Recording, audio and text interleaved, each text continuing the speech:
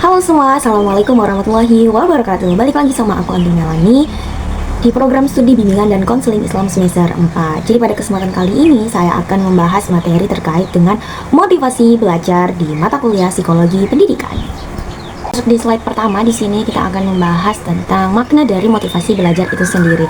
Di mana kita ketahui bahwasannya motivasi belajar merupakan suatu keadaan yang terdapat pada diri seorang individu di mana ada suatu dorongan untuk melakukan sesuatu guna mencapai tujuan. Seperti halnya ketika seorang siswa memiliki motivasi belajar berupa ingin mendapatkan nilai yang baik atau lulus tepat waktu, itu akan mendorong seorang anak untuk makin semangat belajar, semangat mengerjakan tugas yang diberikan oleh guru, sehingga ia berharap untuk mencapai tujuan tersebut, yaitu mendapatkan nilai bagus atau lulus cepat. Nah, kemudian masuk di slide kedua, di sini membahas terkait dengan prinsip-prinsip dari motivasi belajar itu sendiri. Yang pertama ada motivasi belajar itu sebagai dasar penggerak yang mendorong untuk aktivitas belajar. Dengan adanya motivasi belajar, itu akan mendorong semangat baru, akan mendorong semangat untuk siswa mengerjakan tugas atau mengikuti proses pembelajaran dengan hati yang gembira karena ia memiliki semangat yang tinggi berkat dari motivasi belajar yang ia miliki sebelumnya. Nah, kemudian di sini ada pujian lebih baik dibanding hukuman, di mana kita ketahui bahwasanya siapa sih individu yang suka dihukum dibanding dipuji. Dengan adanya pujian itu akan membangun semangat atau motivasi belajar dari seorang individu agar ia bisa lebih semangat dalam menjalani proses pembelajaran tersebut. Tetapi ketika seorang individu diberi hukuman oleh guru atau orang lain, itu akan membangun kurangnya rasa percaya diri pada seorang individu sehingga ia bisa masuk di fase malas untuk belajar karena tidak ada apresiasi yang diberikan pada proses pembelajaran tersebut, sehingga yang ada di memorinya hanyalah hukuman dan hukuman. Tetapi ketika seorang anak melakukan sesuatu kemudian diberi pujian atau diberi arahan terhadap pendidiknya, ia akan merasa bahwasanya belajar itu menyenangkan karena adanya apresiasi dan penghargaan di dalamnya, bukan hanya nilai hukuman tersebut.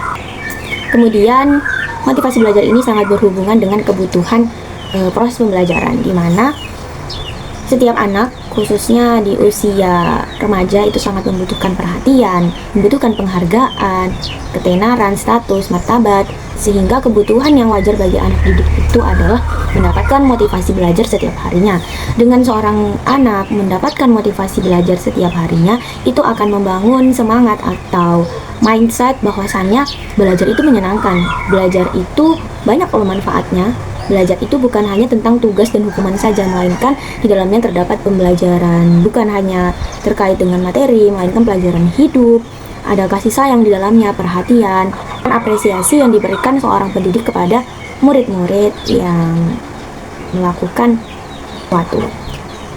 Kemudian motivasi belajar ini juga memupuk optimisme dalam belajar, di mana ketika seorang individu memiliki motivasi belajar, sehingga anak akan memiliki kepribadian yang yakin untuk dapat menyelesaikan pekerjaannya itu. Atau bisa dikatakan bahwasanya motivasi belajar ini bisa membangun kepercayaan diri seorang individu untuk melakukan sesuatu, untuk mengambil keputusan dan lain sebagainya. Nah, kemudian di sini masuk ke dalam bentuk-bentuk motivasi belajar, di mana motivasi itu bukan hanya berupa kalimat atau ucapan yang diberikan oleh pendidik kepada seorang siswa, melainkan bisa berupa angka atau nilai yang diberikan kepada siswa yang mengerjakan tugas sesuai dengan instruksi. Kemudian memberikan hadiah pada saat siswa memenangkan perlombaan atau mendapat nilai yang bagus, kemudian memberikan ulangan untuk mengasah kemampuan belajar selama ini, apakah individu sudah memahami betul-betul terkait dengan materi yang selama ini dibahas atau belum, yaitu dengan diberikannya ulangan atau kompetisi terkait dengan materi yang selama ini diberikan. Kemudian ada juga hukuman yang diberikan untuk membuat jera atau membuat siswa tersebut tidak akan mengulangi kesalahan-kesalahan yang pernah ia lakukan. Bukan berarti hukuman ini bersifat negatif, tapi harapannya agar siswa tersebut tidak mengulangi kesalahan yang harusnya tidak ia lakukan. Kemudian juga ada minat dimana minat ini diberikan ketika pendidik mengetahui apa yang diinginkan oleh siswa-siswinya, kemudian pendidik mengolahnya menjadi sebuah kegiatan yaitu minat dan bakat untuk mengasah kemampuan-kemampuan yang ia miliki. Itu merupakan salah satu bentuk motivasi belajar agar para siswa ini semakin semangat dalam melakukan proses pembelajaran. Oke, kita lanjut di slide peran dalam pembelajaran. Jadi motivasi belajar ini berperan sebagai pendorong dari proses pembelajaran tersebut, di mana tanpa adanya motivasi belajar, tentunya para siswa-siswi akan merasakan bahwasannya belajar itu membosankan, belajar itu tidak ada adrenalinnya, belajar itu hanya membahas terkait materi disampaikan lalu kita jelaskan atau kita pahami dengan mengerjakan tugas atau soal-soal yang diberikan para pendidik. Tetapi dengan adanya motivasi belajar berupa hukuman, berupa angka atau nilai, berupa ujian, itu akan memberikan warna kepada kehidupan pembelajaran para siswa-siswi, sehingga mereka menganggap bahwasanya belajar itu menyenangkan. Namun itu tidak berlaku untuk semua siswa. Tentunya pasti ada siswa yang merasakan bahwasanya belajar itu harus yang serius dan lain sebagainya, tapi itu kembali lagi kepada kepribadian para siswa-siswi sendiri. Kemudian motivasi belajar juga bisa melahirkan sebuah prestasi bagi peserta didik berupa dengan adanya semangat belajar, para siswa-siswi akan mengembangkan potensi yang dimiliki sehingga peserta didik memiliki prestasi baik berupa akademik maupun non-akademik, dan itu bisa terus berkembang apabila motivasi belajar diselingi dalam kehidupan peserta didik saat melakukan proses pembelajaran.